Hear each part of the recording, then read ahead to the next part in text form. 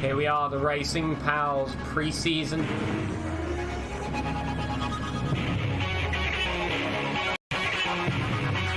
Green flags are out, we're away. Good start for everyone. There's a bit of contact. Everyone seems to get through the first corner cleanly. Small gap as deep cut goes wide. Darker seizes the opportunity to go up the inside.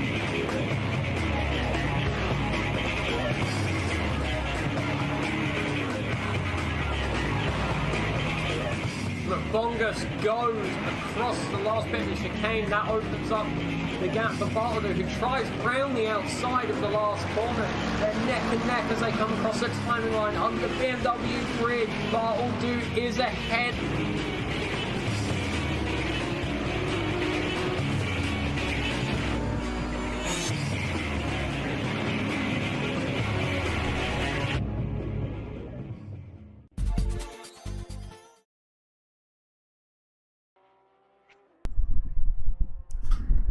Two weeks ago, we saw the GT3 cars at the Racing Pals GT3 Series take to the Nürburgring Grand Prix layout with what was quite an interesting, action-packed and drama-filled race.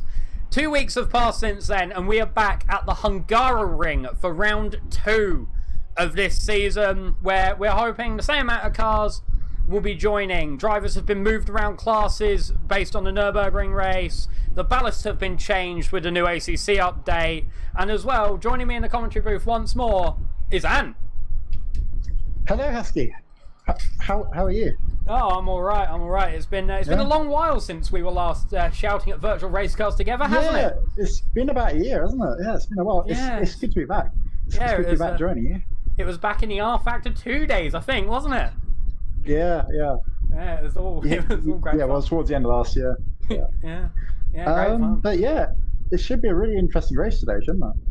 Yeah, it should be. The drivers do give us a good amount of racing, as well with the classes. It's like having 3 races happening on the same track, so there's always something happening. Yeah, and also there's a chance of rain today as well. Yeah, chance of rain. That could throw things maybe a bit out of disarray for some drivers. Some people have already said in the chat that they're not too confident if the rain does come, and that's got to be something that they'll have to look out for if it does happen, especially in the race, as someone goes very deep. So, and as you're new to the series, how about I give you a little quick walk through the rules? Yeah, please do. So, in this series, there are 3 driver classes. Pro, which have the white number plate backgrounds, which you'll see once we put the broadcast overlay up. Silver, which have the silver ones. I know, mental, innit? And the AM drivers, who have the red number plates. There is a 15-minute qualifying session followed by a 1-hour endurance race. You do have to change tyres at one point during the race. You do not have to take on any fuel, however. So it's quite interesting to see drivers if they take on fuel or have the full amount. It's always interesting to see. Obviously, variable weather. We know we've got that chance of rain today. That could be very fun. 2 times timescale, which I believe affects the weather, but it's all server magicry and wizards. And penalties can be applied post-race, so drivers can put tickets forward if they believe they've had contact or they've been punted or pushed off track or anything. The stewards then amass at the end of the race and look through it, and penalties can get applied. So what we show as the results at the end of the race are only provisional, as they can change. Now, I wonder, is the next slide thing going to work? Oh my, yeah, it does. Great. Great. The point system. You get 16 points for a victory, 13 points for second, 10 points for third, 8 points for fourth, 7 points for fifth, 6 points for sixth, 5 points for seventh, 4 points for eighth, 3 points for ninth, 2 points for 10th, and then everyone else who finishes gets 1 point. And then the not got my teeth in my head apparently. The success ballast. This has changed recently due to the Assetto Corsa Competizione update, where the devs kindly, let's say, came and said, you're lucky you're getting any ballast. So now it's changed that Pro and Silver both have ballast. AM still doesn't have ballast. For Pro, for first place, you have 30 kilos of ballast, second place 20, and third 10. For Silver, it's 15 points for 15 kilos for first, 10 kilos for second, and 5 kilos for third. One thing that is very interesting about that, actually, Ant, is I'm not sure how versed you are in GT racing. I've done a bit. The Porsche, for example, that is a very interesting car, as it's one of the slowest down the straights, and that ballast can really hurt the Porsche, especially during, you know, the Corsa Championship, as we see Michael Medina slowing up quite a lot.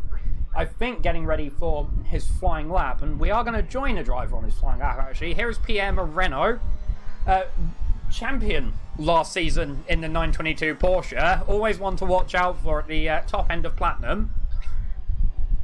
I wonder how he's going to do here today, especially if rain comes, because he has been one of the drivers who have said he's not sure what's going to happen. Yeah, it's going to be interesting, and he hasn't got any ballast on board either from last race in the Nürburgrings, so he has got a good chance today.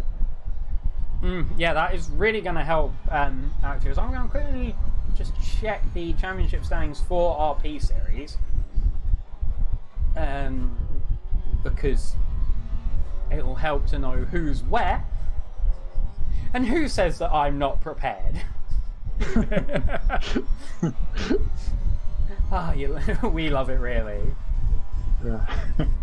So scoring. So for the Platinum, there are 10 drivers in Platinum. Ed Costeta leads the championship, followed by Pierre Moreno and Gregory Gobschmacker. So I believe that should mean, yes, Pierre Moreno has got ballast on him. He's got 20 kilos. In fact, Ed Costeta also joining. Both drivers in Porsches, and I know for a fact it can hurt the Porsche quite a lot. Yeah, it's going to hinder him a bit here, especially because at this track you really need like the change of direction through the middle sector. Yeah. Weight's not going to help out at all. So, Anne, I've been talking to a few of my friends today about the race, the Hungaroring. Yeah. A lot of people I know call it Monaco without the barriers. Yeah, I mean, essentially it is. I mean, it's a very tight, twisty track. It has got a couple long straights on, but you are going to want to run a pretty high wing for it. But yeah, the middle sector is really where you need the downforce, and where you really need to try and keep your minimum speed up all throughout. As there's a lot of long left and right corners for that section. Especially as the entry to Sector 2 here, we can see Pierre Moreno marked in red on the map. He was coming up to the chicane on the circuit, a very touchy chicane in most cars. Do we think we're going to see any moves there, or do you think drivers are just going to go, nah? It's possible. I mean, it is a possible overtaking manoeuvre, but I mean, this is a hard track to overtake on. I mean, your most likely chances really are down to turn 1 and perhaps into turn 12 as well, are two main places. It's going to be very interesting to see how and where drivers choose to make their moves, really, because these cars, unlike open wheel cars that a lot of drivers and a lot of spectators are used to seeing around the Hungaroring, these things can put up with a little bit of rough. You know, you can bash them about a little bit more, and they normally stick with it. As we're going to see Pierre Moreno come across the line, he's 6 tenths up already on his previous lap. Does that mean he's going to take pole, however? No. Now he goes second, 7 tenths behind Rotem Muscle, who's having problems. Oh dear. That rear tyre is not looking happy, is it? No. It's slightly bent. It's happening. I wonder if he's gone off somewhere. It's a possibility. Let's jump on here with current championship leader in Platinum class, Ed Costeta. Driver who drove the Skip Barber Championship before it became the Formula Pals Championship. He started out in ACC really at the mid-end of silver, but within 2 or 3 races, he's up the top end of the grid now, winning. Yeah, and of course he won last time out in Nürburgring as well. Yeah, it was quite a dominant victory as well. I believe it was about 5 seconds, wasn't it, over the rest of the field. So.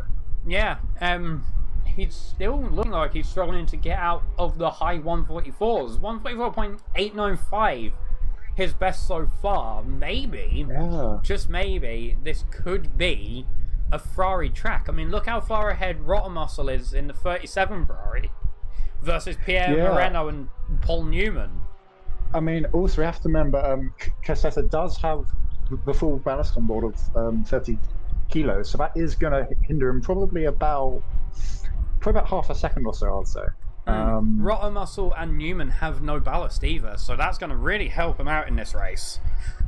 Yeah, definitely.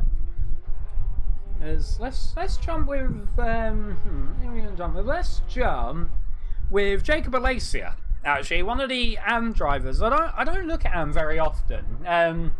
Not really for any reason. It just seems like whenever there's something happening in AM, something at the front's happening as well. Yeah.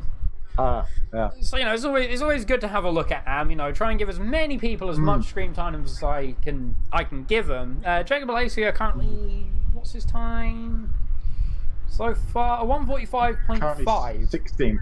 Yeah, down 16th place. He is apparently 3/10. Yeah, second in Amphos at the moment. Yeah. A lot of moving around in classes have happened since the last race. Obviously, they want to put as many people in their correct classes as possible. I don't know if you managed to look how classes are given out, but in short anyway, Assetto Corsa has a hot stint mode. The drivers drive a 10-minute stint, and then they give that time in, and that time then gets put into something, and then their class is given out. And then I did read something about that actually before I joined today. Well, the previous season, it was just based on your 3 best laps in a practice session put together, and then the average. Okay, yeah. But this new system, I believe, is a bit better because it focuses more on consistency over just bashing out 3 fast laps. It's more about your race pace, isn't it? As opposed to kind of hot lapping, which 3 hot laps is. Yeah. So I agree. It's a better system because it as you said, it measures your average pace over a longer stint, which gives you a better indication. Yeah. I've also been told in the chat to stop saying Porsche wrong. She said it's Porsche. No, it's Porsche. Yeah, it's Porsche. Porsche. It's like some. How do you say it then, Matthew? Yeah, Matt. How do you say it? Huh? Hey, how do you say it? Come on. It's like how some Americans call it Porsche. It's like, go away. It's just Porsche. I've never met anyone who calls it Porsche. No. Let's jump on with this man. Actually, Jurgen Johnson from Cookie No Livery Racing Keck. Great team name, that, isn't it? What's that team name again? Cookie No Livery Racing Keck. That is one of the best team names I've heard. Well, that's brilliant. He's currently in 22nd. Okay. And he's one of the platinum drivers as well, so I think he should be jumping up. Yeah, I mean, look at the timing that we can see. 9/10 to a second through corners, down to about 8/10. He is going to jump up, actually, isn't he, looking at that time? Yeah, he is. But he might be just outside the top 10, I think. Yeah, and still top 12. Yeah, he's 12. Okay, 12. There's still a gap of 4 silver cars between himself and the rest of his class. Yeah. Actually, he split the silvers. He's not having a great. Okay. No, he's not having a great race. Here's someone I've not heard of before, Sergei Sebastian Padros. Don't think I saw him in the last race. No, he's currently 2 temps up on his personal best at the moment. Which yeah, so that will put him into 5th if he maintains that advantage just above Costeta. Yeah, it's gonna be interesting. I mean, obviously, as they say, the race isn't over until it's over.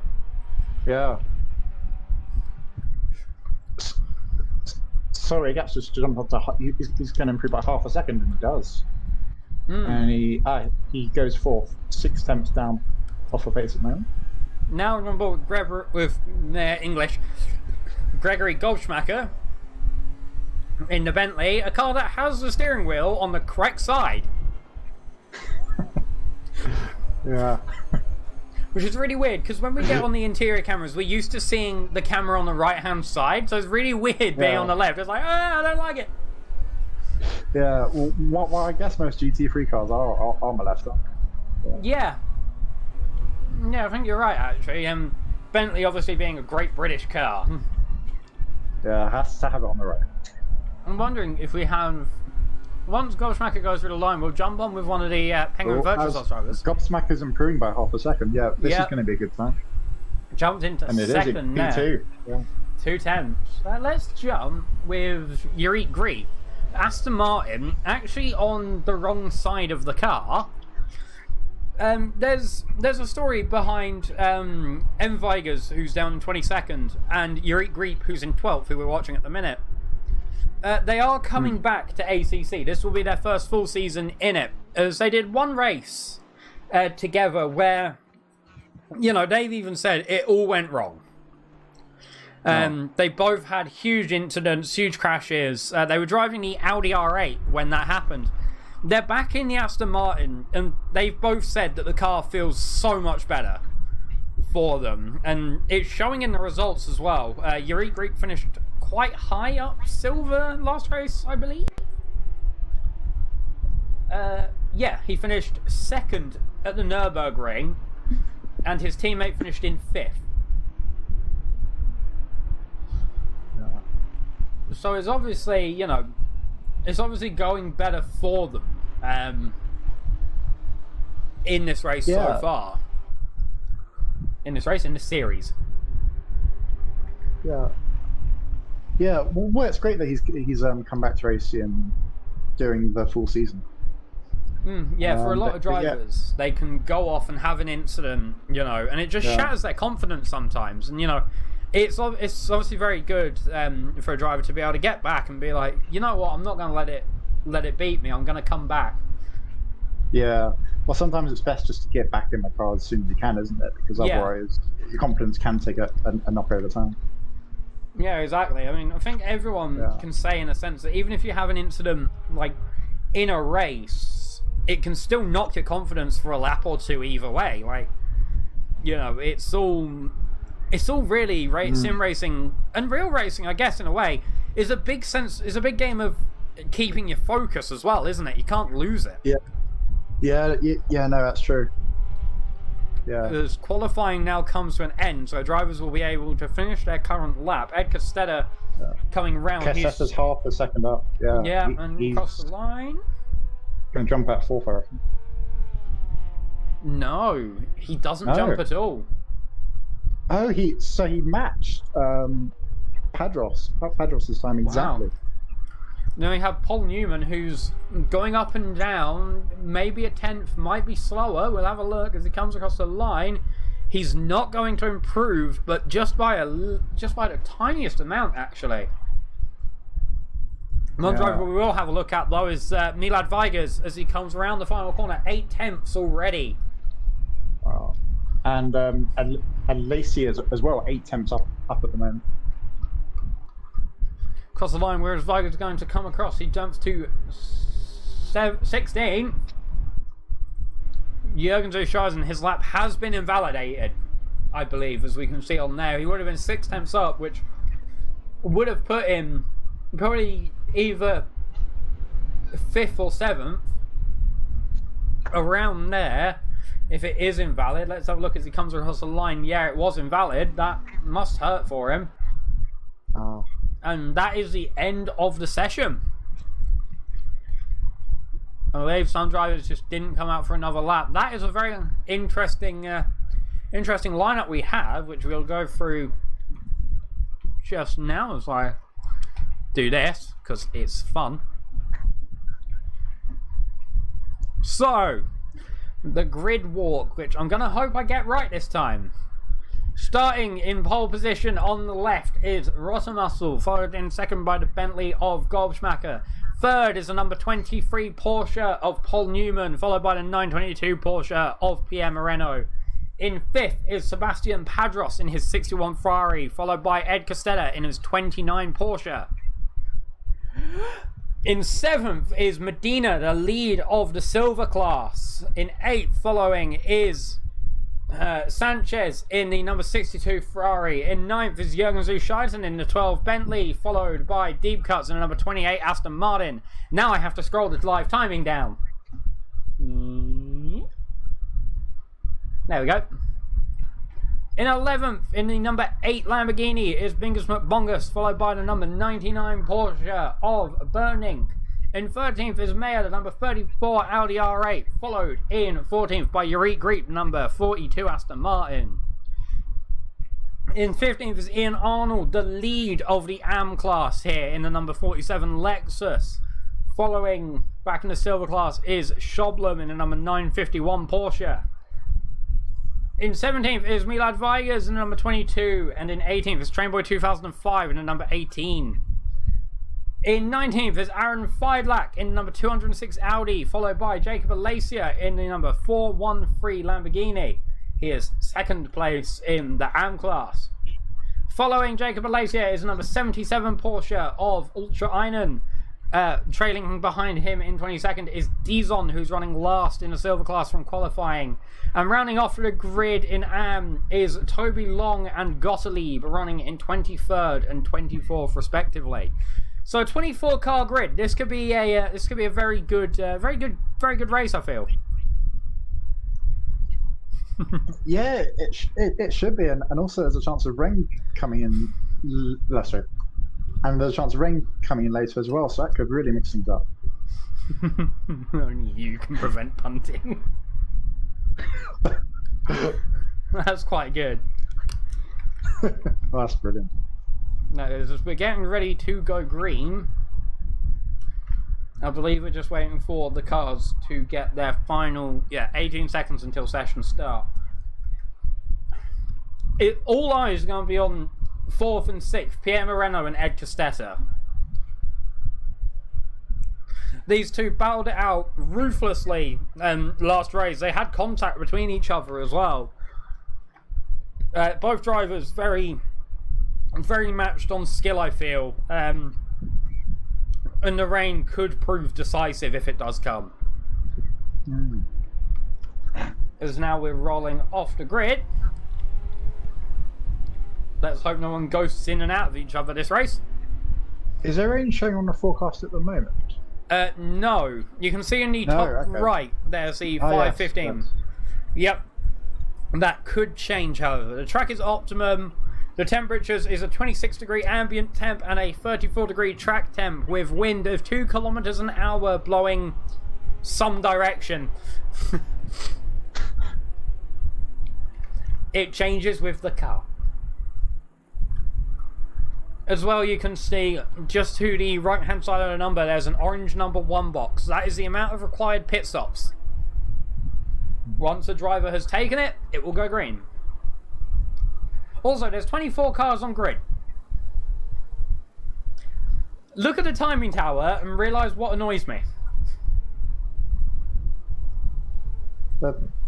It only shows 23 on the tower, but there's 24 cars on track. That hurts. That hurts a lot. I could fit one more. Oh. Damn. Like, the pain. That's annoying. Oh. The pain is real. Just that one more car. Just that one more tab at the bottom, it'd be perfect. Yeah, it's like if we go to here, it shows it, but now we've lost P1. Damn. Oh. Oh, well, it was only adjusting Gottlieb, apparently. As Ultra Einen has jumped back into the pit lane. Oh, no. Okay, that could be interesting. He's gonna have to start from the pits. Okay, this could... I wonder if he's got a technical problem of some kind. It's a possibility. He's still in the pits. We'll keep an eye on it as it goes. as the race goes on. He may... Well, now he'll have to start from the pits if he comes back anyway. Because the best lap of the race so far is a 31-minute 23.648. Absolutely blistering lap.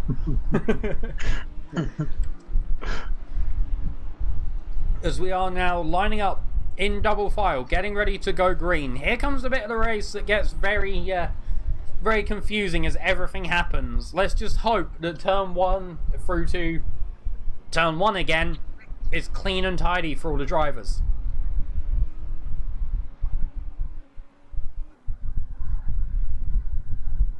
As we just see them all lining up. Final few cars coming through the corner. I think that's everyone. Yeah, Aaron Feidlach as well has dropped back a little bit, and I'm not sure why. Oh dear. He's meant to be in 19th. Okay, he's got back up to where he was meant to be now. Okay. I was about to say, what's happened to Aaron Feidlach is here we go. We're going to get ready to go green. We'll be focusing on Ed Costeta, who I believe is going to make charges through the field up towards P1. As we are now green, we are going racing here at the Hungaroring. The helicam is not helping. There we go. Oh my, you can see 3 wide, 4 wide into turn 1. It is going to close down. It's a bit of a car park.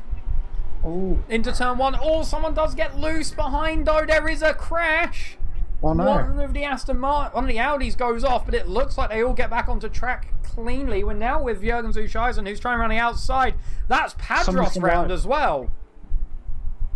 As Ed Costeta's off. And Pierre Moreno, they're both losing out positions.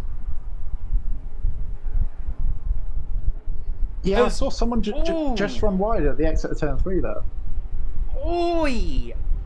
Aaron Feidlach, MD's on, and Jacob Alacia all getting drive-through penalties. That would be speeding off of the start of the race, the start. Oh no.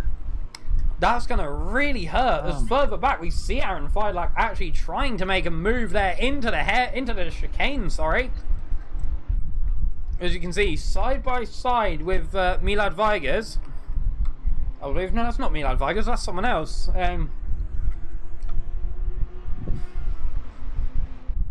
Clearly the time tower is not quite there yet. Yeah, but it was a bad start from Costeta, wasn't it? Because initially it looked like he actually had a very good initial launch. But yeah, I think he must have made an error at turn 3. Basically just run wide and drop back. Both him and Pierre Moreno lost out positions. They're running in 7th and 6th respectively together. Moreno's trying around the inside of Jurgen Johnson. He makes the move. Now Ed Costeta is going to have to try that run as well. As we get the rear wing cam, you can see Moreno defending to the inside as they head into turn 1. Now, turn 1's touchy. You can go inside or outside. Oh, a bit of contact. Ed Costeta's going to jump on that opportunity though as they head towards turn 2. Let's have a look. Ushaisen down the inside. Ed Costeta's going to be like, yep, that's a door open for me. I'll have that. However, now they're going to be side by side through turn 4. Yeah, Costeta stays behind. It's going to be quite a brave move to try and retake that position back into turn 4. Turn 4 though, if you get the inside, if you get the outside of turn 1, you get the inside through turn 4, and it can sometimes help defend.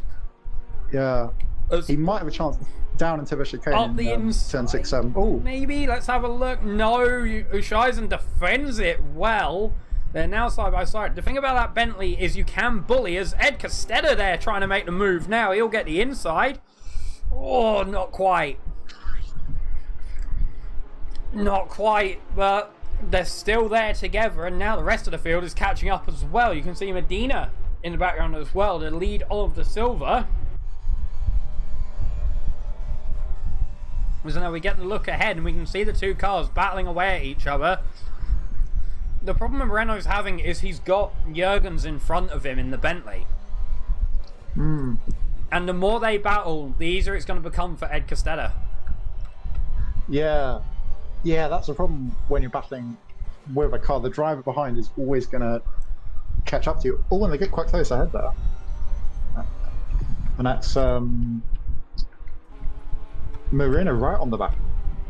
Actually right up the gearbox. You can actually see the gearbox up the back.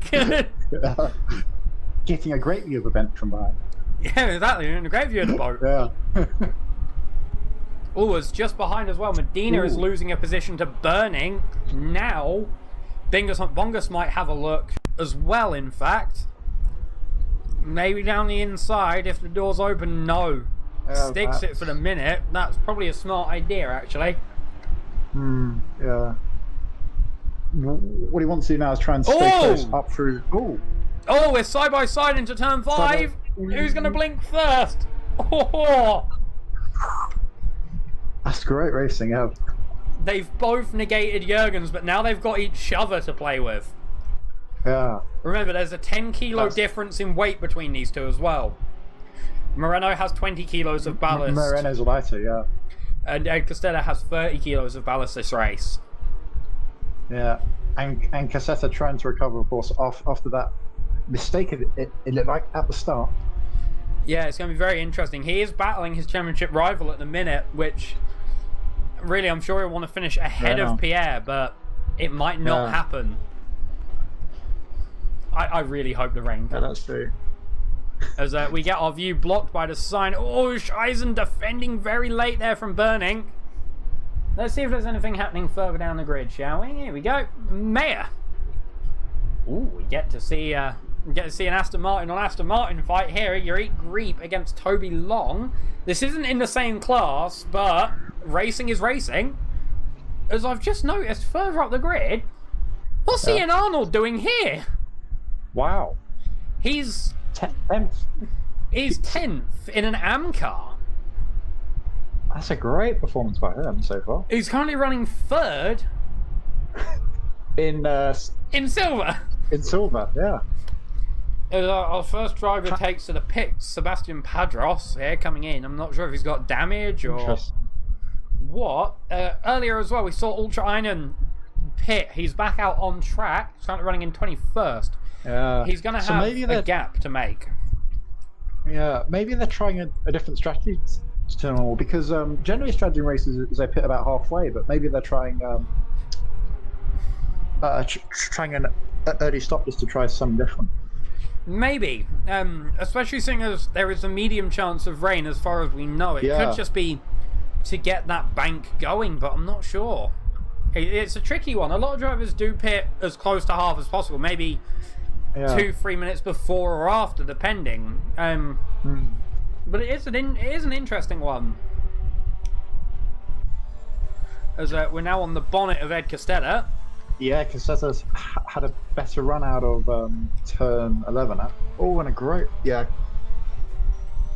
Always think about a move down into 13. Yeah, the thing I've learned about Costeta is he very rarely goes for the inside. Yeah, okay. But no, Costeta has... Ooh, that was a bit, Yeah, Moreno very slow mid-corner there. But that's allowed Costeta to drop back a bit. Yeah, Rotten Muscle, however, for these two is just running away.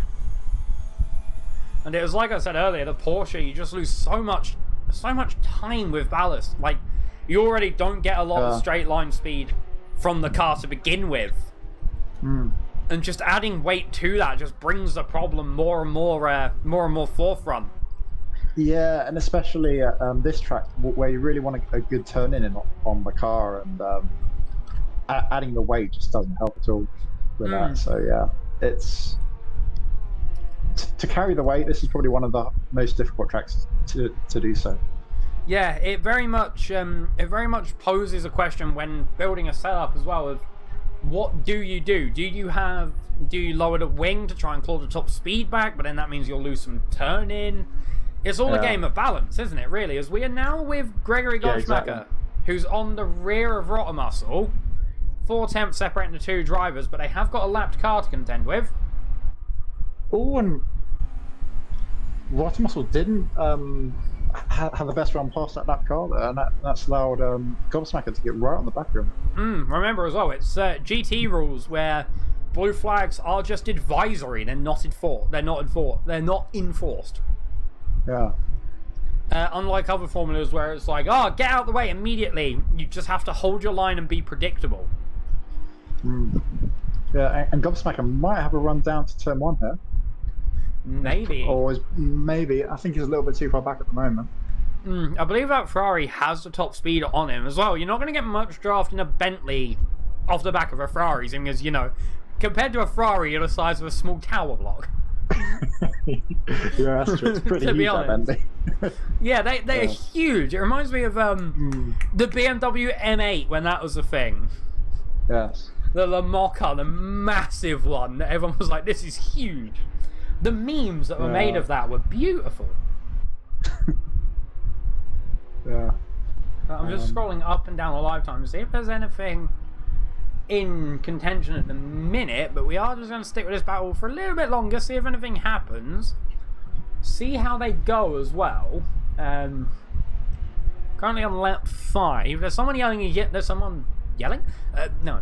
The person that's yelling is me. There's someone waving a yellow flag in the crowd, which really annoys me. It's like, oh yes, waving the yellow flag. It's like, stop it. That really hurts my brain. Because we are going to jump back now. Ed Costeta. Free car battle. Ed Costeta, Pierre Moreno, and Jurgen Johnson all together, with Burning and Medina coming up as well. This is going to be close between them. In Sector 2 as well. And they are so close. Ooh. Oh, Scheisen gets the inside, but just gets squeezed. Just by the tiniest of bits. Now Burning is going to be able to have a look as well. Let's have a look. Do we see Burning go? No, we don't. There is a bit of a train, I think we would call this. Does Burning get the inside? No. Yeah, Looked there's like he got quite the inside. a big train behind Moreno, isn't it? It's like P5 to P10. There's quite a bit. P5 to P9. Or P9. That's still quite a bit. I mean, really, it's actually P4 to P9, because Sanchez up in P4. 8 temps between himself and Moreno. Yeah. Are we going to get a move down the inside into turn 1 off Burning? No, we're not. That was... Yeah. I thought that was going to be on. Just watching Sanchez's pace, I wonder if his tyres are starting to go off, because his last lap was 47.8 compared to the 3 drivers in front of him who were on 45s and 44s. Yeah, and obviously his time's going to have a knock-on for everyone else as well. Yeah. I mean, we can see, you know, Sanchez a 47.8, Moreno a 48.2, same with Costeta and Scheisen a 46.5, so it's definitely had a knock-on with the 2 Porsches behind him. Yeah, that's an interesting one. We'll have to see how that carries on throughout the race. The gap between Moreno and Costeta is about half a second, but it has been rising and falling as well. Which definitely will change throughout the race, I feel. Yeah, it's going to be interesting to see how this plays out, because Costeta definitely, sorry, not Costeta, I mean Sanchez definitely forming a train behind him. Yeah, and I think as well, at least from the times I've raced, anyway, being stuck in a train can start building the frustration. Yeah, definitely. And it's one thing you don't want as a driver is frustration, because at least for me, it leads me into stupid moves. Yeah, it can do for sure. But I mean, one other possibility is it might force Costeta or Moreno perhaps to try something different with strategy. Perhaps try for like an undercut, pitting earlier, and then putting new tyres on, and then getting past Sanchez. Oh, down the inside goes Costeta. That was late. He hit Sanchez and he's round. Oh no. That was awfully late. Yeah, that looked pretty ambitious. For Ed Costeta, that is a move that I'm surprised to see him try and make, to be honest. Yeah. Sanchez has regained. No, he hasn't. He's lost position. He's in 5th now.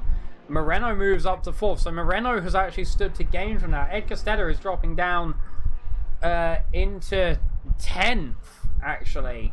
Oh no! Off the back of that, that is not what he's going to have wanted, and that could be a complaint opened up at the end of the race as well. As now we have Aston Martin on Aston Martin. Yeah, I'll be surprised if I wasn't a complaint about that, because it just looked way too ambitious from Costeta. Yeah, like that was awfully late, and it almost looked like he misjudged his braking. Yeah, it really did, which is honestly so surprising from Ed. Yeah. I'm so used to watching him being, you know, one of the cleaner drivers that you can get out here, and to see him go for a move like that is so out of character. As we are now. Yeah, for sure. But I think a question from now is how far up can he recover from it, and how much damage has he got as well? Yeah, I think Sanchez got off. I'm not going to say great, but it could have been a lot worse for him. He probably just got light bodywork damage. I don't think Costeta hit any suspension components at all. Which obviously you don't want someone hitting your car at all. But if it happens, you need to think about it. As down the inside goes Trainboy 2005. Mayer is also looking at it, but no, not quite. This is for third place in silver, I believe. Yes? No? Maybe? I think. As you can see, there's a train forming behind Trainboy 2005 as well. Pun. As very deep goes Muscle. Oh, there is contact! But they are keeping it. This means Yurick Greep's going to have a go. Muscle is trying to defend the inside as they go into the chicane. This is going to be tight. Oh, Mayer does just get past. Now Yurick Greep's going to have a go at the Lambo as well. There's more contact. And more contact. And Deep Cuts gets the move on Yurick Greep. Or not. Maybe. I don't know. I don't know what's happening anymore. And more contact. These drivers are certainly getting their elbows out in this route. Yeah, I don't know if that's a good thing or a bad thing in reality. You have to be a bit careful with wheel-to-wheel contact like that, because you can damage your suspension. Yeah, and that's obviously Muscle actually dropping into the pit lane. Bingus McLongus. I think he might have some damage, actually. You can see the back of the car's a bit scuffed. We'll have a look when he comes in to see the front of the car. Hopefully there. Oh, yeah, you can see that's actually quite scuffed, isn't it? Yeah, I think he had to pit there. So, Costeta, after that contact earlier, his car does actually seem fine, because his pace is really good. He just set a 44.6 on that last lap. So it doesn't appear as though he's got much damage. The thing is now, I'm just trying to work it out in my head as there's a bollard in the track. Just trying to work it out in my head how far away he is from Pierre Moreno now. He's on the back of Ian Arnold, who's 2 seconds off of Medina. Medina's 6 tenths off of Burning, who's 8.5 tenths off of Zuscheisen, who's 1.1 off of Sanchez, who's 1.045 off of Moreno. Easily about 8 seconds there, isn't there? Yeah, so it's definitely possible that he could recover from that mistake earlier on. Is that a... Okay, Medina's had a crash. Oh no. Oh dear, that's probably not the sight that Trainboy wanted to see. I wonder if he just went too wide coming out of turn 11. It's definitely or if he did possible. make contact with someone. Yeah, and he was running. Went on the runoff and just lost the rear. Maybe he was running close to Burning. Maybe they had a bit of contact between them.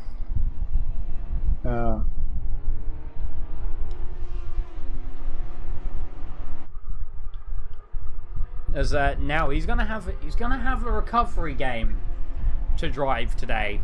Actually, with that, but as we said earlier, it's just a case of picking yourself back up and just trying to make the most out of the situation.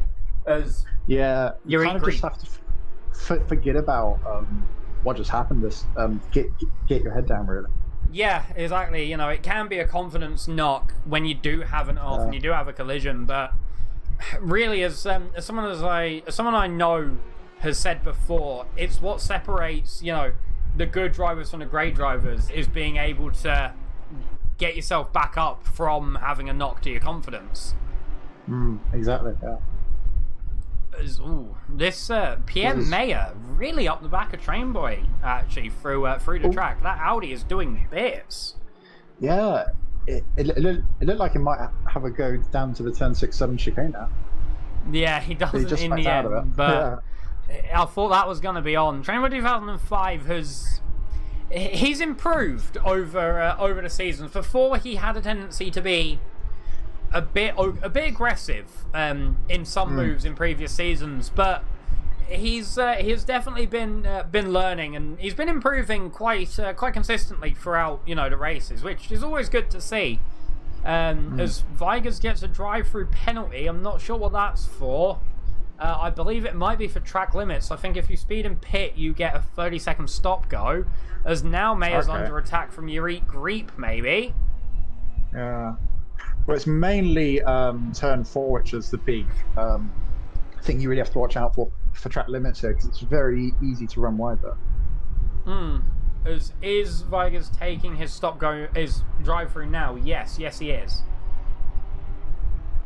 I'm not sure what caused that, but it would definitely be something. As now we're with Frederick Schoblum, who's running fourth to rear in silver at the minute. As we've got a yellow flag somewhere as well. Not sure what that was for. We got the map open just for a minute to see what's happening. You can see, actually, if we have a look at this map, you can see some trains, can't you? Yeah. 17 and 37 race leaders, very close, with Newman just on his own, in reality. He's just there. Yeah, he's kind of in no man's land at the moment. His pace... his last lap was a 46.1 actually, compared to the drivers around him who were doing like mid 45s to low 44s for the two leaders. So yeah, he could claw up. Newman, I believe, had an injury last race as well. He had actually cut open the palm of his hand. Ooh, so he was more or less actually. I remember him saying he was more or less confined to one hand driving, which must have been a bit difficult for him. Yeah, I can't imagine that's easy. No, apparently it wasn't a painful injury. It was just in a very annoying place. Yeah. Which are the worst ones, really. Let's be honest. Where it's not painful at all, but it's just inconvenient.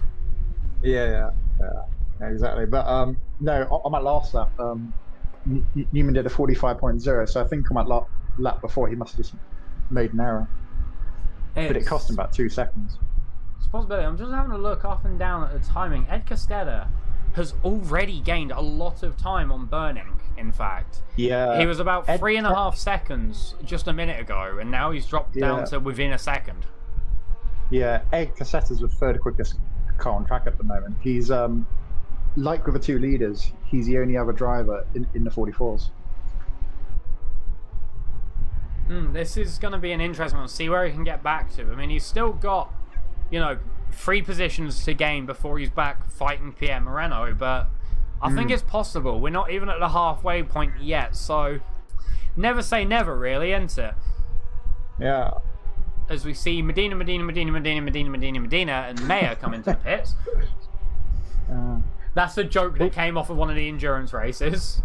Okay. As Burning lets Costeta past. Interesting. Okay, I mean, there's no real point, though, for Burning to race him. He's different classes. Yeah. Yes, so I guess it kind of makes sense for him to let him pass and for Burning to just get on with his own race, really.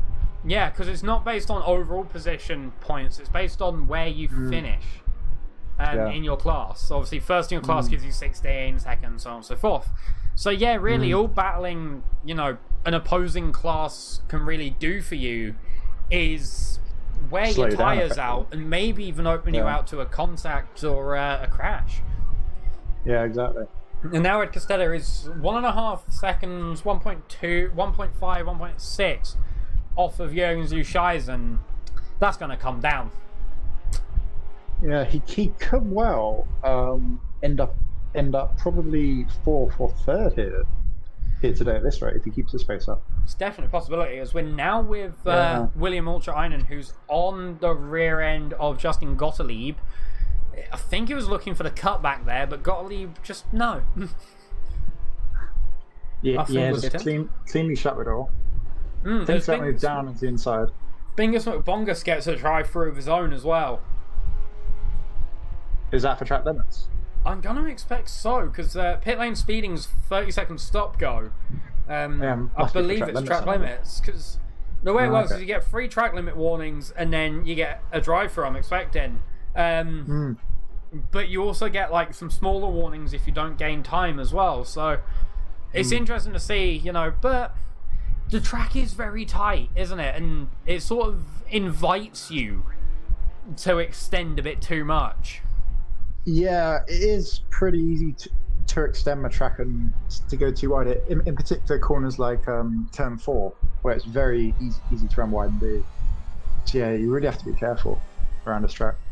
And this corner that they're coming up to now, turn 11, it's easy to run wide as well.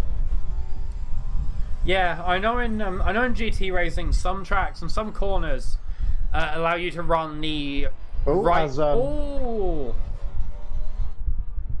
Is he going to make a move? Yeah, very easy move there. But oh no, he goes deep. They're going to be side by side. Who's going to get out ahead? I think it's going to be Ultrainen who gets out ahead. But that Lexus I know is quick in a straight line. And talking of stop-go penalties, Toby Long, 30-second stop-go. So that must be for speeding in the pits. Yep. It's so easy to do though on entry or even on exit. You know, on entry you want to get to speed as late as you can. And obviously on exit, you want to get to speed as early as you can. And yeah, it's sometimes, you know, you just overextend that limit a little bit, but it's part of racing, isn't it? Being able to know when to extend that limit. Yeah, exactly. As we are back up now with a train.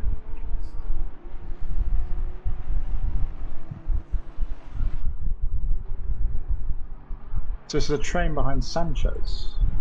Yes, train behind Sanchez with Sanchez in 8th, Train for 2005 in 9th, and Yuri Griep in 10th. And Deep Cuts, if you count him, in 11th. He's 1.3 off of the back of Yuri Griep, so I don't know if you'd count that.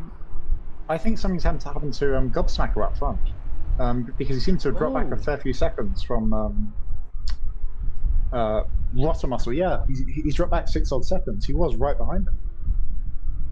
Yeah, I wonder if he's made an error somewhere, because his pace is still very good, so he must have made an error. Or Rottermuscle's just toggled. Well, on that last lap, Rottermuscle was 6/10 quicker. So, but I would say Gossacker must have made an error somewhere, because that's a lot of time to suddenly drop back. Yeah, it doesn't make sense, does it? No. At all. So yeah, I think that definitely he has made a mistake. Here's Paul Newman. He's already made a stop, and he's going to overtake the drivers who have just pitted as well. Yeah.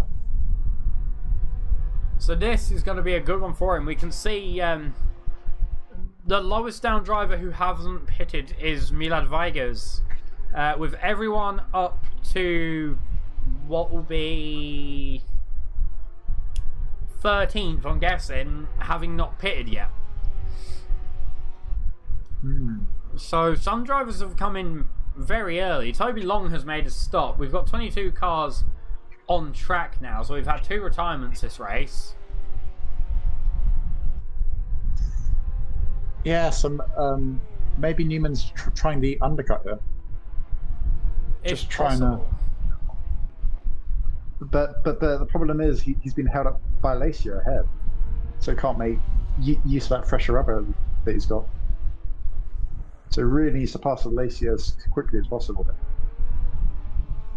Yeah, which really at Hungaroring is quite difficult to do, especially in... We've seen it around pretty much the entirety of the track, but Sector 2, from having driven different formulas here myself, it's very, very difficult to overtake in Sector 2. Yeah, it's kind of impossible unless the car is... Oh, very wide there. Yeah, it's kind of impossible unless the car is in front is much slower than you. Yeah, or you just get the perfect run, but sometimes it's not possible. It's now down the inside for Paul Newman. No, not quite. The thing is, Alacia may pit this lap. No, Alacia is staying out. He should have a great slipstream coming out of the final corner. So he might get him down turn 1. It is a Porsche, however. Oh, yeah. That's true. As Gobsmacker's come into the pits, has come out actually, P7 on the way out. He's actually going to be under attack by Paul Newman, who goes down the inside at turn 1. Is it going to stick, though? That's the question. You need the acceleration to go down the inside there, and yes, it has worked for him. But now is Alacia going to try it down the inside? No, he's not. He's going to drop back just a bit, as now we're very much in the pit window, actually. Yeah. And just having a look at the forecast, because there was a good chance of rain today. It's still saying weather's going to stay like this for the next 15 minutes. So if there is going to be any rain, it's going to come in the final stage of this race. That will be very interesting if it does happen, actually, because it will be like the F1 this afternoon. yeah, very much so. With ACC as well, the dry to wet is very interesting. It's very difficult to find it. Unlike F1 games and quite a few other games where it's just dry, wet. It's either it's dryish, it's dry. Maybe it's wet now, because if you need to put the wets on when the track is absolutely soaking, but you'll have no grip on the slicks. But if you put the wets on too early, they'll overheat and burn out. As we can see, a massive train of cars, second up to 6th, having pitted. This may work for Paul Newman as we head into the helicam. Let's see. Let's watch. Yeah, so it's going to be interesting to see where he comes out here. Let's watch as he heads through. How many cars are there going to be? 1, 2, 3, 4, 5. He's jumped up to 4th from that. Yeah, I think he's jumped up to 4th there. Actually, as quite a few drivers have pitted. Ian Arnold has pitted. Ed Costeta's pitted. Pierre Moreno's pitted. Also, news: Ed Costeta will, I think, be coming out. Oh, so close to Pierre Moreno. Actually, I know it says 6 seconds, but that's definitely doable. As Sanchez and Rottermuscle have yet to pit. As I say that, Rottermuscle comes into the pit. And Paul Newman running 4th. Yeah, so the thing to watch now is what's Rottermuscle's advantage going to be over Gobsmacker when he comes out of the pits? Because the gap was about 7 seconds, wasn't it? Yeah, and the thing about GT pit stops is a tyre change, as far as I know, takes 30 seconds. Right. So you're looking at a line-to-line time of around a minute, maybe a minute and 20, depending on the track. Okay. For example, if it's Silverstone, you're looking at a week. Yeah. Actually, no, you're not, because Silverstone uses the old pit, not the new pit. If it's Spa, you're looking at a line-to-line of about a week. As Gobsmacker's coming round, has Rottermuscle been released from the pits? He has. He's going to get out He's going to minimally. very, very well, actually. However, he's going to have to go through turn 1 before getting up to speed. I think Gobsmacker's going to close a gap, but Rottermuscle still holds on to a lead. The gap's going to be close, I think, though. Actually, yeah.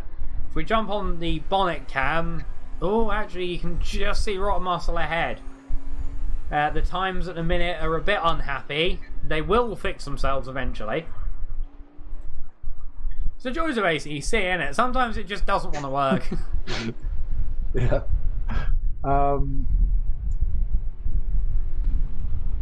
Just waiting for a timing still to update to see what the gap is between Rottermuscle. 5 seconds. So it's gone down 5 seconds. Okay, so by coming in that lap earlier, Gobsmacker has narrowed that advantage by about 3 seconds or so. But now it's all a case of getting it. Yeah. And the early stops worked out quite well for Newman as well, though, because he's gone up to 3rd, hasn't he? Yeah, gone up to 3rd. I believe he was 4th, wasn't he? With wasn't he 4th before pit stops? He was 9th. Oh, ninth. Okay. He was on ninth. Paul Wow, Newman that's as really well. worked out well for him. 15-second gap to Pierre Moreno. Yeah. So it seems stopping earlier has paid off for everyone who did it, like Newman and Gobsmacker. I'm sure some drivers looked at it and saw, you know, chance of rain. Let's try to stay out as late as possible, just in that hope. But I don't know if it's going to come. We've got apparently drive for 15 minutes. With just under 26 minutes left in the race, it's definitely possible. Yeah, we have to do. We have to base your strategy on what the weather's like right now, as opposed to what might happen in the future. Yeah, and it's a story actually from the Silverstone 2.4 Hours, who I took. Someone you'll know, Madbad, I had with me. Oh, did you? Madbad came along with me in the Lambo. We had based a lot of our strategy and a lot of our stuff on it raining, because every time I'd practiced, it had been raining.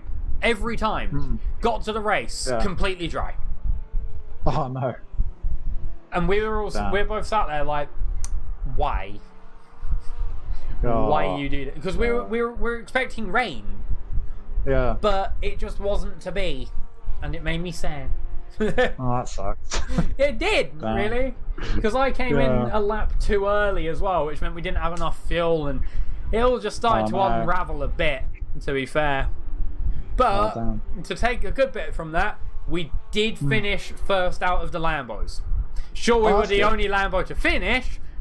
Yeah. But, you know, take the positives as they come. True. Yeah, I mean, it is quite. I have had that happen myself, where the weather completely changes from what you've been practicing, and it is really hard to adjust all of a sudden because you've got no idea where the grip is. Yeah, a race in R Factor I commentated on for someone else's channel.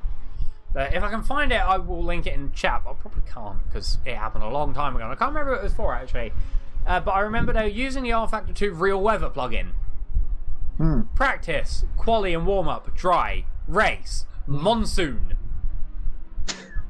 Yeah. So everyone had sat there, you know, having gotten all their practice and their warm-up and everything on dry. Then when the race came around, it was absolutely soaking wet. As Alacia poking out the inside at 4.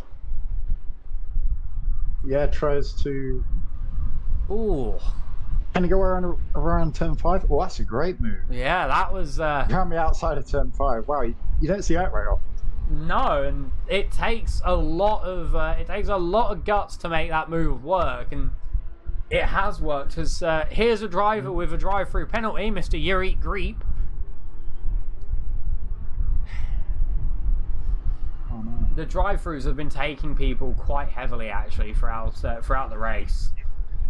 Yeah, well, I guess unlike Nürburgring, it is easier to run wide here.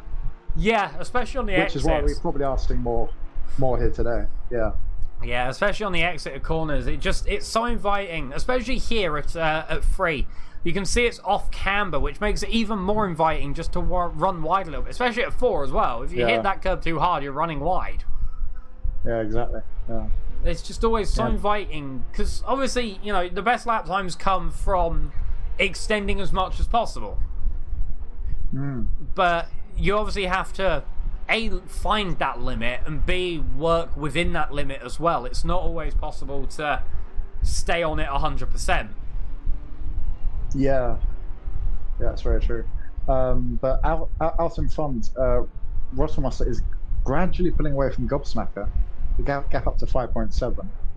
On that last lap, Gobsmacker was actually half a second slower. So that strategy of hitting earlier and then trying to catch Rosselmaster hasn't really worked out for Gobsmacker.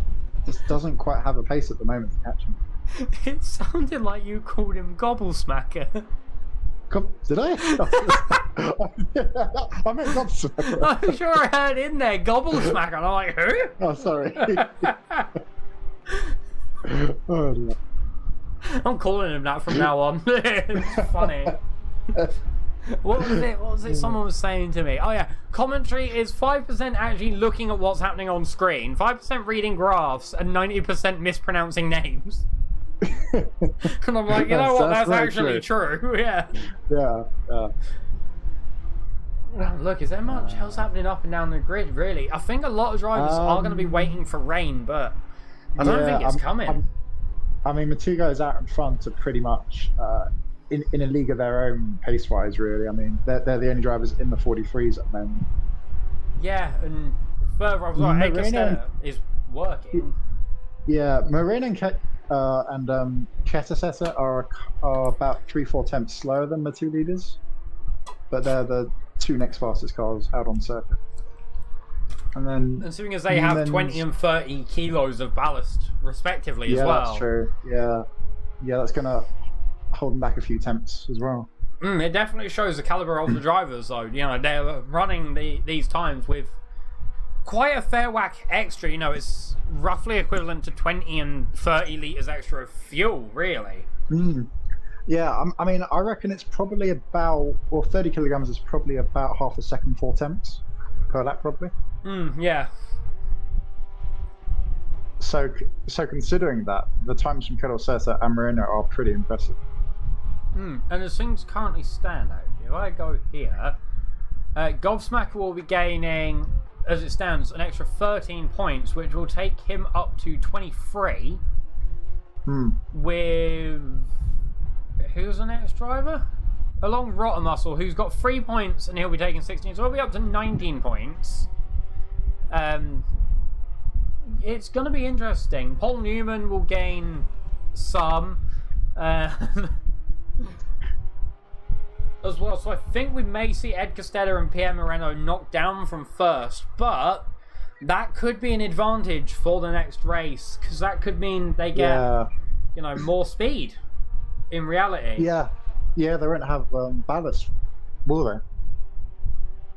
Yeah, or at the very least lighter ballast, and either way. The next race being Laguna Seca, which sadly I'm not here for. Very sadly. Yeah, because that was going to be a good race. Well, I'm travelling halfway down the country, so you know. Fun. Oh yeah. Oh, it's that weekend, is it? Yeah, I'm away for 2 weeks, so I'm missing 2 races on the Formula Pals season as well, which I'm driving in. One is literally the night before I leave, and I need that night to get ready. Yeah. As opposed, so you know, it's a shame, but I'm sure once I come back, with the next race I'm commentating being Silverstone, I'm sure maybe the championship might have jumped up and down just a little bit. Yeah, I'm sure it will. I think the idea of, I mean, with a ballast especially, it keeps it pretty close out front, doesn't it? Yeah, because for the faster drivers, the championship leaders anyway, it's a way to rein them in just a bit, and it keeps that championship up the front close. Especially going into the last round, I'm sure whoever's in the lead dreads the last round if it's the championship win as well, because they have the more ballast. Yeah.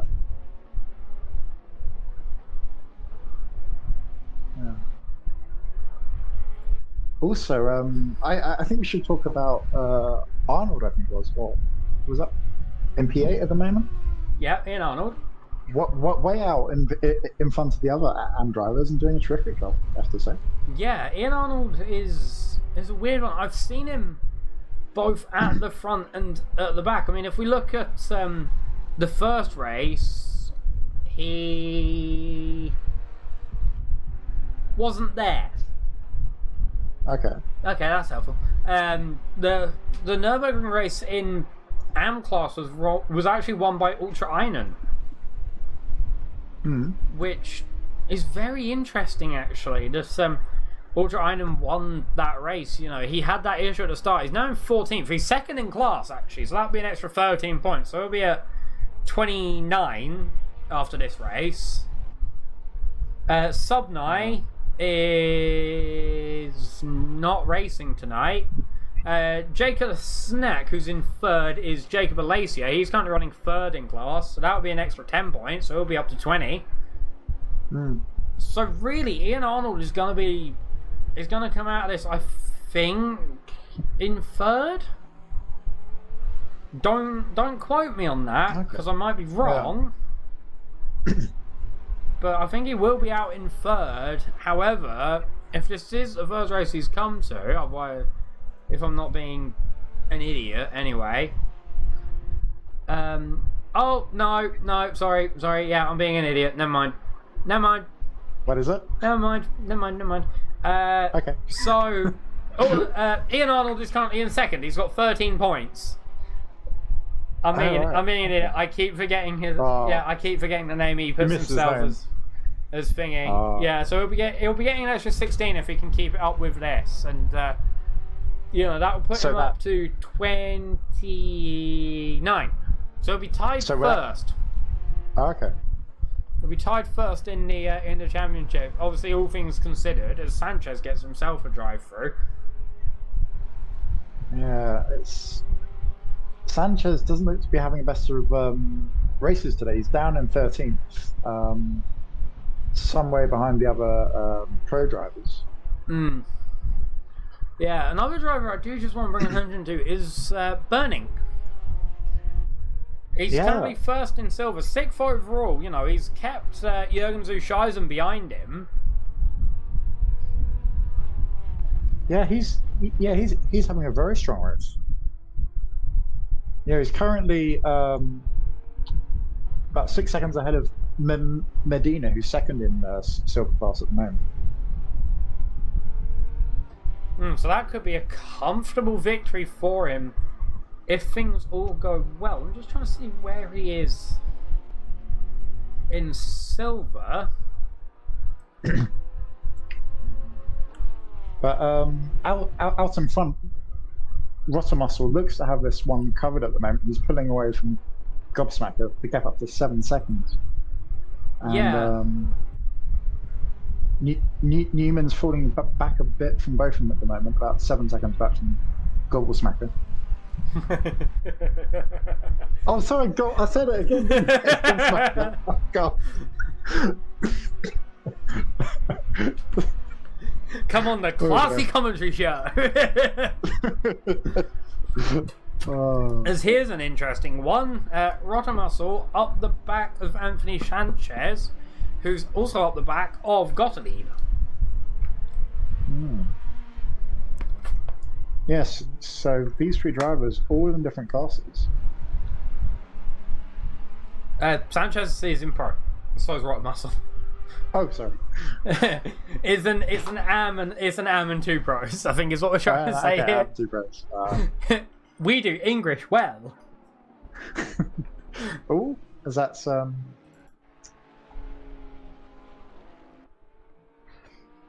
I'd still like to say that I got a B in English GCSE somehow. That's better than me. I somehow got an E. You had to write a story, and I wrote like a small novel. Wow. That I'm 99% sure didn't get read, but well, they said to me, focus on this question. Hold on. Oh, good move up the inside. It's Jurgen Johnson up the inside of Burning. We did see Burning earlier, though, let Ed Costeta through, so maybe it's just that case again. Different class, no point. Yeah, it could be, but it didn't look like he let him through there, though. It just looked like he didn't have great speed coming into a final corner. It's definitely possible. It's kind of an odd place to let someone pass there, though. Yeah, I'm not sure. Instead of on a straight. Yeah. Not sure. Maybe he just didn't brake. Was trying something new and it didn't work. Story of my racing life.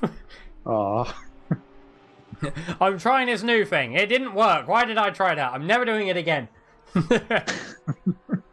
Now here's an interesting one. Lamborghini on the back of Porsche. Yeah. Is it the Lamborghini that's got the fastest top speed? I believe it is. The issue with the Lamborghini, at least what I've found driving it myself, is it's my daily driver in ACC, is throughout a corner, you get understeer, oversteer, not quite, I've crashed. It's a car that's, the first job anyway, when I get into it, is trying to minimize that knife edge as much as possible, because it is a car that is very much on the edge at all times. It's not really what you want around here, is it? Well, it's not really what most people want around anywhere. We have it, especially here. Like, with all the tight, twisty corners. Yeah, it's a car that you definitely need to. You can't be overly aggressive with it. It does complement, as smooth driving as possible. I mean, as Jacob Lacey is taking it over more curb than I would ever dream of. There, to be completely honest with you. Someone also said that this livery looks like the Crazy Taxi from the old PS2 game. Oh yeah. And now that I've seen it, I can't unsee it. Yeah, I can see that. Yeah, I can't unsee it now. To be honest, I can't unsee it. Because we are back with Anthony Sanchez. He's not had the greatest of races today, has he? No, I mean, he got that drive through not long ago, and yeah, it's just been a race to forget for him, really. Yeah, I mean, obviously, he's got 10 minutes left now. At least pick up the extra point, really, isn't it? Yeah. It might even actually be more than a point, because he's going to be finishing 6th in class. So I believe that's going to be... You know what this calls for? What? Calls for getting the rules and format back. Ah. So, yeah, we'll be getting 6 points for finishing in 6th. So, it could be worse, actually. It could be a lot worse. Yeah, true. Oh, did Dizon go deep there? He gets a good run on Dixon. Dizon? It's something. I think it's Dizon, because there is a Z in there. I don't know. Yeah, it's Dizon. As they say, it's all... outside turn 3. But he's going to get inside turn 4? No. Oh. Yeah, just had to back out of it, though. I think he could have stuck the nose in there, actually. Dizon did give him the room. Yeah, he could have done, but he chose not to. Yeah, he did get the room. Might have run into the chicane. A bit twitchy though on the exit on the back of Dizon. Let's have a look. He might get the chicane, as you said. Yeah, we'll have a look. The chicane is just touchy a bit too far back. Yeah. Yeah, the chicane as well. To get the move done through there, you need... Oh, is it going to happen? Yes, it is. Up the inside. Yeah. Great move there to turn 8. Speed he carried great speed through the chicane, and that just opened the door for him. Very nice move. Yeah, that really looked like that it might have been on, it might have been off. I don't know, until it happened. As we're now with Michael Medina.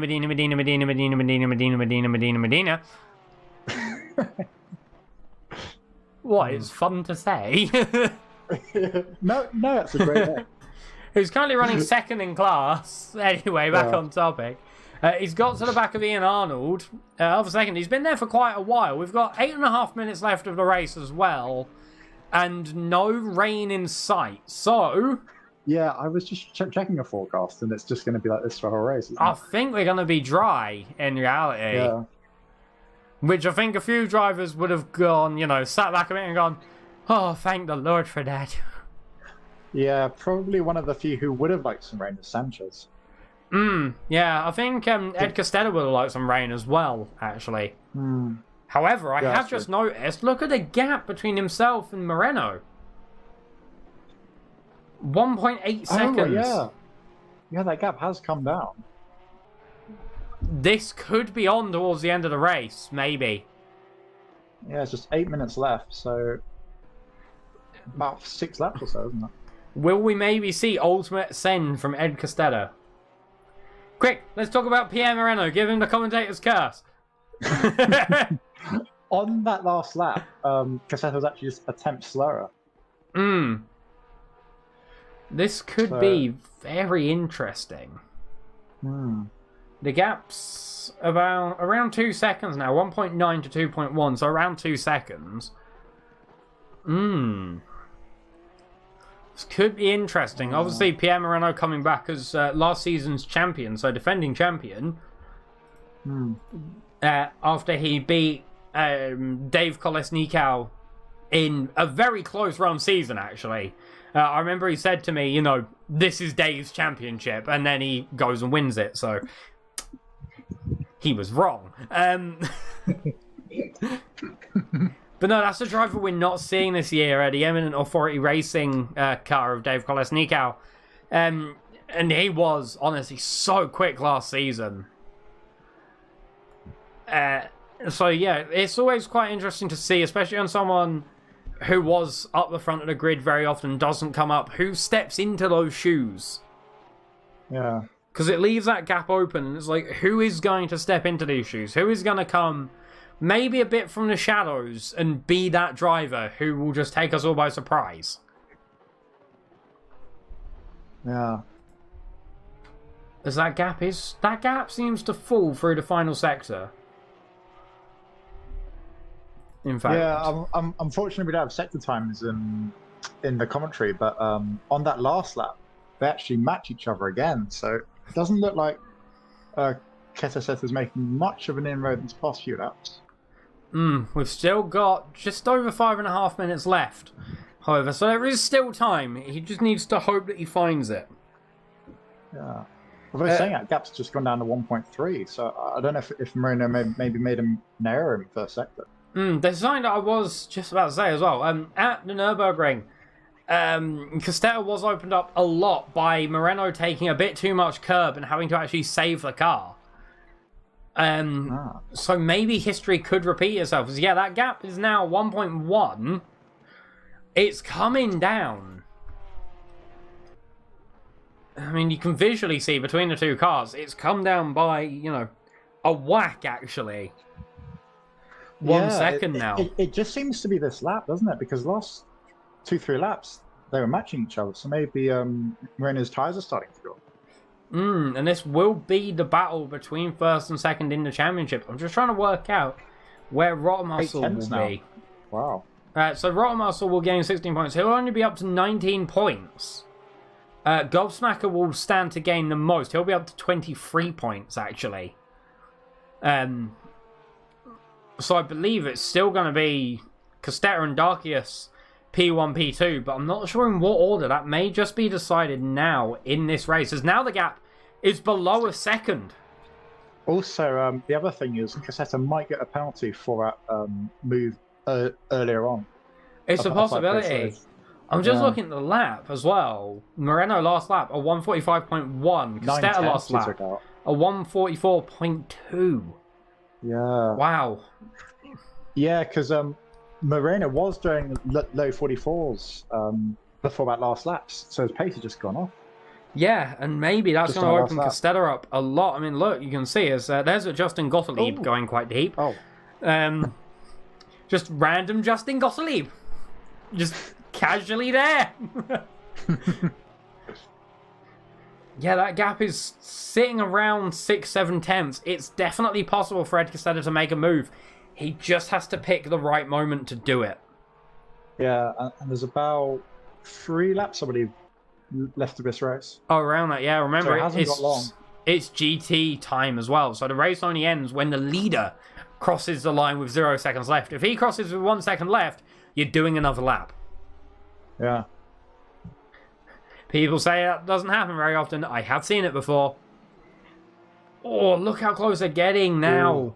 This is definitely going to be a battle, I think, to the end of the race. This is on for Ed. He's definitely got his head down after that spin. You know, he got put down to 10th after that spin, and now he might have. Sorry, Husky. He might have a chance into turn 1 here.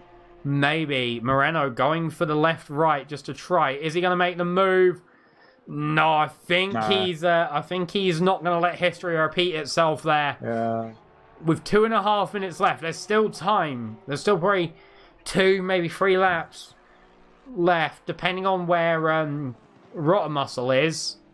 In reality, Costeta, it's going to be close towards the end of the race, actually.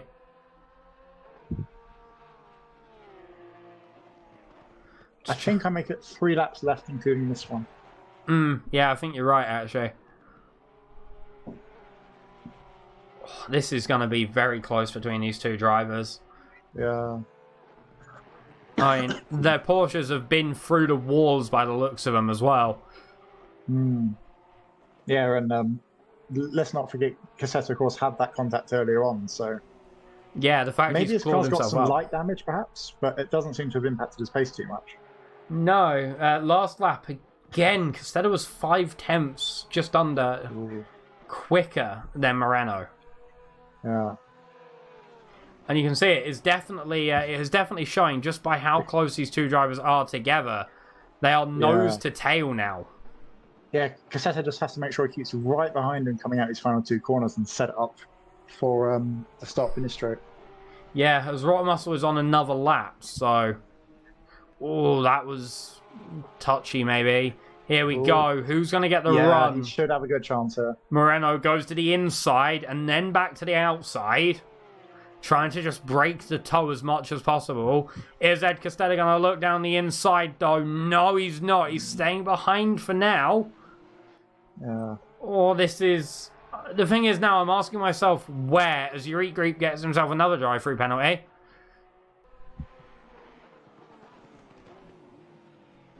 Oh, as bit deep. Moreno runs wide. Bit deep there from Moreno, but he stays ahead. There was just not the door there for Costeta, I don't think. Oh look, just the amount of curb they're taking through turn 4. Or is it turn 5? I think actually that this is going to be the last lap. There's just 14 seconds remaining of this race, and Rotomuscles are 1 minute 20 through his lap. So yeah, this should be the last lap. Yeah, I think you are right actually, as he's coming through the second to last corner now. Now to the final corner. He's in the middle of lap traffic. Around the final corner comes Ronald Rotomuscle onto the start-finish straight to take the victory here. It is Ronald Rotomuscle taking the win with Gregory Gobschmacker coming through in second place. Now the question is, who else are we going to see come through? Paul Newman there. Between Costeta just down to 2 attempts now, so he must be right on the back of it. Here comes Paul Newman across the start-finish line. There goes Bingus No Bongus. Who's going to come out, though, as we see the Porsches come across the line? It's Pierre Moreno, followed by Ed Costeta. That was... Yeah.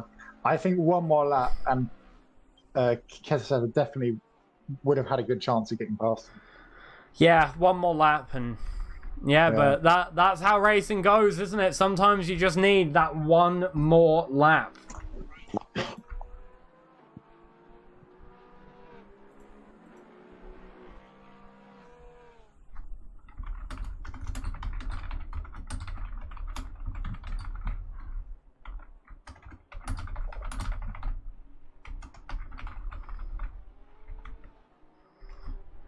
I'm just trying to grab the winners of each class.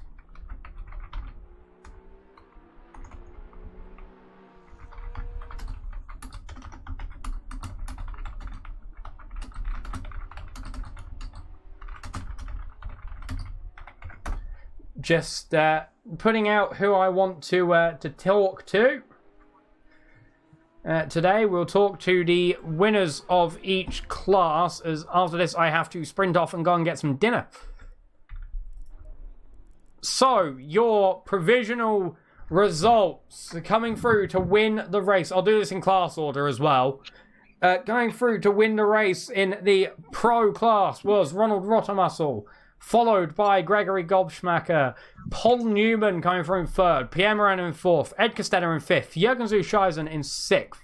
7th was Anthony Sanchez, and 8th, not finishing the race, was Sebastian Padros. In the silver class, coming through to take the victory was W. Burnink, followed by Medina in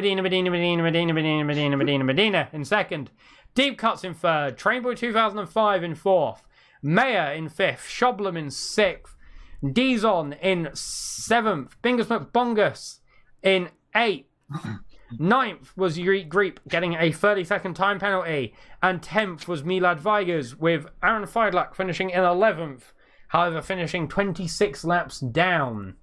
Now finally, Am coming in to take the victory, in Am very much out of position compared to the rest of his class was Ian Arnold, followed in 2nd by Ultra Einen. 3rd was Jacob Alacia. 4th was Justin Gottlieb, and 5th was Toby Long.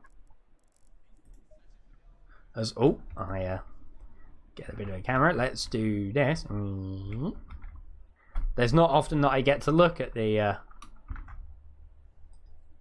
thing, as we are going to now speak to the winner of AM class when I can find where my mouse is. There it is. As we're now going to speak to the winner of AM class, Ian Arnold. Hello, Sub 9. So, coming through to take the win in your class. How was your race, mate? If he's here. That's the big question. Yes, very much. I agree. Very good innings. Ian, are you there? Hey, gents. Yeah, sorry, I had to change my sound device real quick. That's all right. So, winning in the AM class, how do you feel? Pretty good, man. Me and HUNGARORING get along pretty well. I knew in practice when I was turning my PBs in this car. I'm driving the Lexus this season. I try to change cars every season, just to keep it fresh. And I knew once I was beating my PB that I had previously set in the Ferrari and the McLaren that I was going to do decently well here. I was not expecting first, to be honest with you, but it feels great. It feels great. And on that subject as well, you were second in the championship going into today's race on 13 points, taking a full 16. However, second place was Ultra Einen, I believe. So you'll be tied on points. What do you think? Do you think you're in for the championship this season, or? Man, I hope so. I've had some pretty good races with Spec Ultra Einen, and yeah, I'm looking forward to it. I hope it comes down to he and I down to the wire. It'll be exciting. And so how? Sorry, carry on. So how do you feel about the next round in Laguna Seca? Is that a track that suits you? And do you think you can win there as well? I don't know. I don't have a lot of time at Laguna Seca. In fact, the only practice I've ever put in and the only racing I've ever done was during our 4-hour endurance that we did about 9 months ago now, 10 months ago now. So I don't know how I get on with that track. I remember I was driving GT4s for that endurance, so this will be a whole lot different. Okay. And I think I'm out of questions. Ant, have you got any more questions? No, I don't think so. All right, awesome. Thank you for coming and speaking to us. Sub, I will let you go now. Congratulations on your win. Sadly, I'm not here for the next round, but I wish you all the best for the next round. Thanks, guys. Really appreciate it. Yeah, congrats on it. Congrats. Awesome. We'll speak to you later. See ya. Yep, talk to you later, guys. Bye. Bye. Bye. So that was Ian Arnold coming through to take the win of AM class. I'm just waiting to see if anyone else tags me around the place who've won in the other classes. And while we wait for that, and how's your first race watching the Racing Pals been? Yeah, it was really exciting actually. I mean, a lot of close battles. I mean, we saw cars. We saw like 3-4 car battles, and yeah, it was really exciting to watch and to commentate on as well. Yeah, well, that's sort of what you need, isn't it? Exciting close battles. I don't know if anyone else is coming and talking to us, actually. That's a shame. Okay, I'm going to wait for like a couple minutes, just see if anyone does. I'm trying to see if there's a... Ooh, fireworks. Wow, I am very easily distracted, aren't I? Wow, fireworks. I'm just reading the Discord chat as well. D's on saying, good race. He didn't realise he had ballast. Oh. All right, no need to keep running on that. All right. Oh, jeez. So, yeah, I don't know what's going to happen in terms of any tickets today. There's been a few things. Ed Costeta said about his collision as well. That he apologised for the side impact. He did completely miss his braking point into turn 1. Yeah. Which it looked like it from a replay. Yeah, it's not ideal, is it? Missing a braking point. No, but it's kind of one of those things that once you've done it, there's not a lot you can do to avoid it. Yeah, once you've missed your braking point, the best thing you can do. Obviously, it depends to different people. Same idea as spinning as well. It's more about damage limitation at that point, isn't it? Yeah, you try and avoid the cars ahead, but sometimes you just can't. Yeah, and it's like as well, if a car spins ahead, for example, you either have left or right. You know, you have to just pick a direction to go in, and sometimes it's a gamble. Sometimes you just pick wrong. Yeah, it's kind of 50-50 in those situations. And while it sucks to say it, most things, it is just a big gamble, and you have to make sure that, you know, whatever you choose, you've given it enough, I'd say enough thought, in a sense, but in reality, you get a tenth of a second, if that. Yeah. If you're lucky. I don't think anyone else is going to come and talk to us, so I think that's where we're going to call the stream for this evening. Ant, thank you so much for coming and joining me again. Yeah, thanks for having me. It's just been great fun. Hopefully sometime soon we might see you back. Yeah. Fingers crossed, anyway. Yeah, hopefully. I have to see when our calendars align and we can do this again. Exactly. And as well, another big thank you to everyone who has watched the stream up to this point. The replay should be up pretty much exactly the second that this stream ends, unless YouTube decides that it doesn't want to do its job. Then it won't, but it should do. But from me, everyone at Racing Pals, and Ant, thank you for watching. I will see you in 4 weeks for the next round at Silverstone, as I'm not here for Laguna Seca. Thank you, and goodbye.